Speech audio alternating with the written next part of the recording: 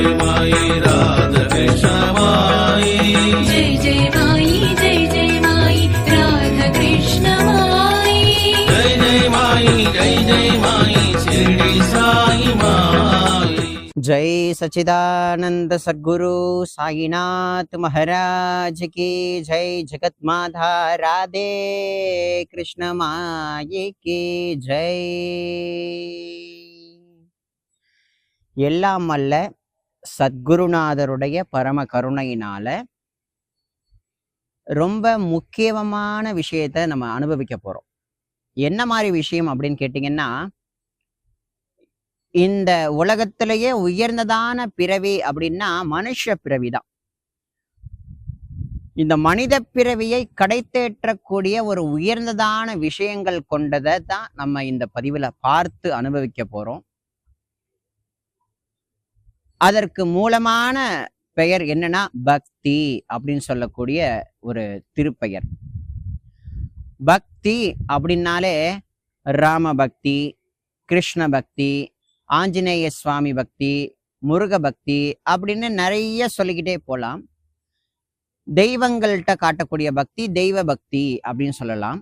அம்மா அப்பா கிட்ட காட்டக்கூடிய பக்தி மாத்ரு பித்ரு பக்தி அப்படின்னு சொல்லலாம். இது எல்லாவற்றையும் காட்டிலும் உயர்ந்ததான மனுஷ பிறவிக்கு நன்மையை கொடுக்கக்கூடிய பக்தி அப்படின்னா குருநாதர் மேல காட்டக்கூடிய பக்தி அப்படின்றத நம்ம தெளிவா சொல்லிக்கலாம். பொதுவா நம்மளுடைய வாழக்கூடிய இந்த பூமியானது ரொம்ப அற்புதமான பாரத பூமி. இந்த பூமிக்கு பேர் என்னன்னா பாரத பூமி, பாரத தேசம், புண்ணிய பூமி, கர்ம பூமி அப்படின்னு மகான்கள் எல்லாருமே அன்போட இந்த பூமியை பார்த்து அழைக்கிறாங்க.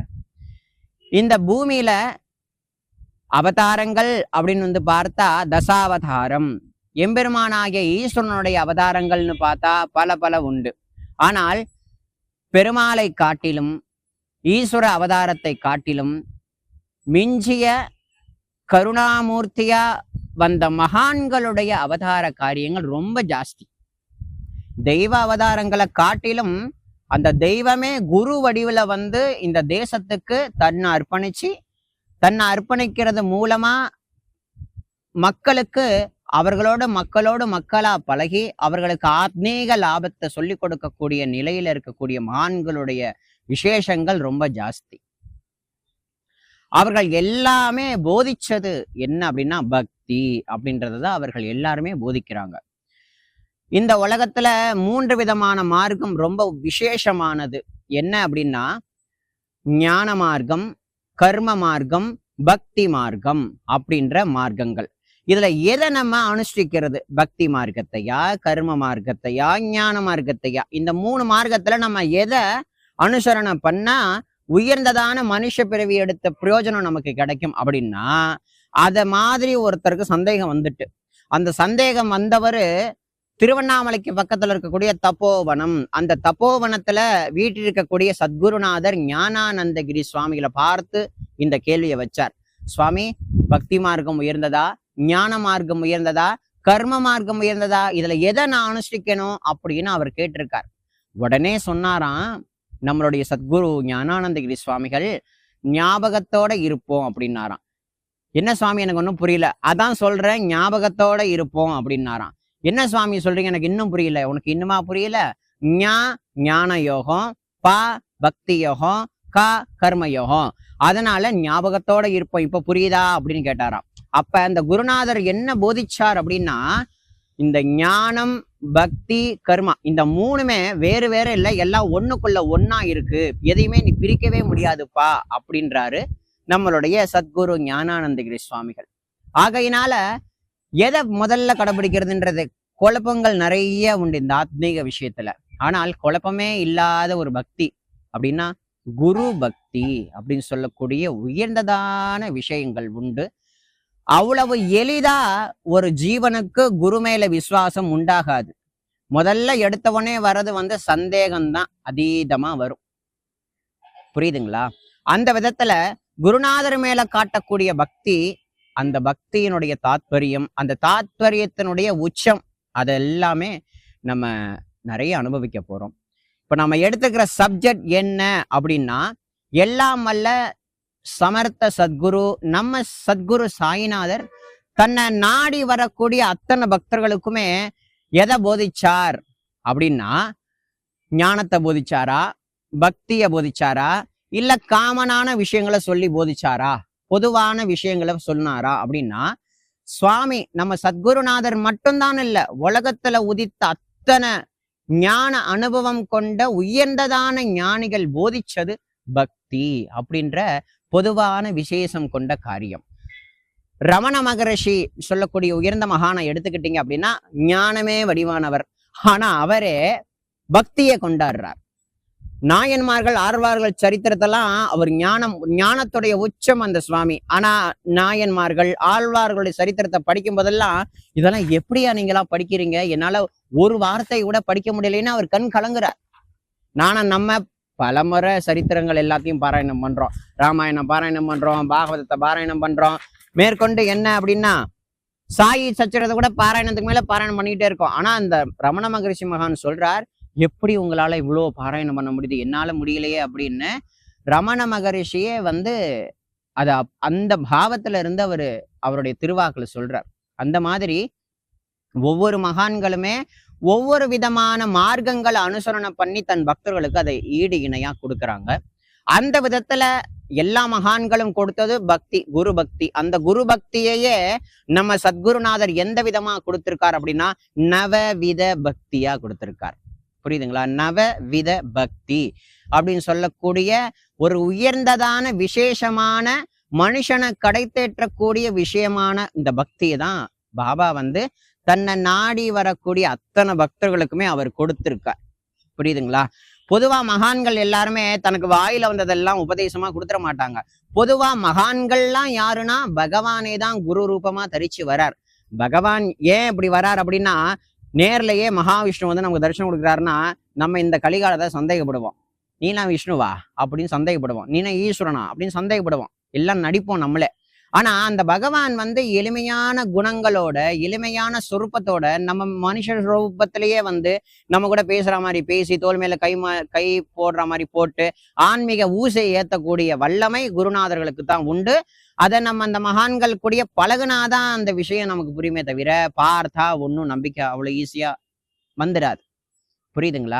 அந்த விதத்துல நம்ம சச்சிதானந்த சத்குருநாதருடைய வாக்குலேந்து வந்த ஒவ்வொரு விஷயங்களும் வேதங்கள்ல என்ன சொல்லப்பட்டிருக்கோ, உபனிஷத்துக்கள்ல என்ன சொல்லப்பட்டிருக்கோ, ஆத்மீக ரீதியா பகவானால படைக்கப்பட்ட விஷயங்கள் என்னெல்லாம் ஆதி காலத்துல புராணங்களாலும் இதிகாசத்தினாலும் மகரிஷிகளாலும் முனிவர்களாலும் கொடுக்கப்பட்டதோ அதெல்லாம் ஈஸியா புரிஞ்சுக்க முடியாது இந்த கலிகாலத்துல மக்கள். அதனால பகவானான சத்குருநாதர்கள் நம்ம பாபா போன்ற மகான்கள் எளிமையான முறையில இந்த ஜீவன்களை கடை தேற்ற அளவுக்கு எளிமையான பாஷையில புரிய வைக்கிறாங்க உபதேசத்தின் மூலமா. அந்த விதத்துலதான் நம்ம பாபா நவவித பக்திய பத்தி நிறைய விசேஷங்களை பூர்ணமா சொல்லல, சில பக்தர்களுக்கு ஊகிச்சு கொடுத்தார். அதுல ஒரு பக்தர் தான் நிறைய மெத்த படிச்சிருக்கேன் ஆனா எந்த அனுபவமும் ஏற்படல அப்படின்னு சொல்லி ஒரு அடியவர் நம்ம பாபா கிட்ட வந்ததாகவும், அப்ப பாபா ஒரு குதிரைய அடையாளம் காட்டி அது ஒரு 9 லட்டி போட்டது, அதை உடனே அதை பொறுப்பான ஹிருதயத்தோட அதை அப்படியே ஒரு பையில அள்ளி வைத்து கொண்டார் போல பாபா ஒரு உபதேசம் பண்ணியிருப்பார். இது என்ன எனக்கு ஒன்றும் புரியலையே அப்படின்னு அந்த பக்தர் பாபாவோட இன்னொரு பக்தர்கிட்ட கேட்கிறச்ச அவருடைய தன்மையிலேருந்து அவர் யோசிச்சு, தெய்வாதீனமா எனக்கு வரத சொல்ற நவவித பக்தியத்தான் பாபா யூகிச்சு சொல்றார் அப்படின்றதாகவும், இந்த நவவித பக்தியில ஏதேனும் ஒன்றை மட்டும் பிடித்து கொண்டால் இந்த மனுஷ பிறவி கடை தேறி விடலாம் அப்படின்றதையும் பாபா சொன்னதாகவும் சொல்றார். மேற்கொண்டு லக்ஷ்மி பாய் அம்மா அவர்கள்ட்ட பாபா தன்னுடைய அந்த கடைசி கால கட்டத்துல 9 ரூபாய் ஞானயத்தை தந்தார். அதையே நவவித பக்திய கொண்டாட சொல்றார் பாபா அப்படின்றத அர்த்தமா நம்ம எல்லாரும் எடுத்துக்கொண்டோம். இதற்கும் மேலா இன்னும் சில பல லீலைகள்ல அப்பா பீல் அப்படின்னு சொல்லக்கூடிய பக்தர் அவர் ஊருக்கு போயிருக்கார். அவர் ஊருக்கு போன நேரத்துல பாபா வேற ஒரு சுரூபம் தாங்கி அவங்க வீட்டுக்குள்ள போனாக்கா அந்த அம்மா 2 ரூபா கொடுத்துருக்கு. அப்ப போனவர் திரும்பி வந்துட்டார், பக்கீரி கிளம்பி போயிட்டார். ஏமா இந்த மாதிரி பக்கீர் வந்தாரு, நீ 2 ரூபா கொடுத்தீங்க, நான் அந்த 10 ரூபாய் அவருக்கு கொடுத்துருப்பேன் அப்படின்னு பெருமையா சொன்ன உடனே பக்கீரியை தேடி இவர் கிளம்பிட்டார். பக்கீரியா எதுக்க 2 ரூபா கொடு, 3 ரூபா கொடுன்னு சொல்லி 9 ரூபாய் வரைக்கும் அவரை விடாப்பிடியா வாங்கிட்டார். இன்னும் 1 ரூபா சேர்த்து கொடுன்னா 1 ரூபாய் இல்ல 10 ரூபா நோட்டா இருக்கு. உடனே என்ன பண்ணார் குருநாதர், 9 ரூபாயை அவர்கிட்ட கொடுத்துட்டு 10 ரூபாயை தான் வாங்கிக்கிட்டார். அப்ப அதன் மூலமாவும் பாபா நவவித பக்திய போதிக்கிறார் அப்படின்றத நம்ம படிச்சிருக்கோம். சரி, இந்த நவவித பக்தி அப்படின்னு சொல்றோமே, இதெல்லாம் என்னப்பா இது அப்படின்னா, நவவித பக்தின்றது புராண இதிகாச பாகவதத்தை சார்ந்தது.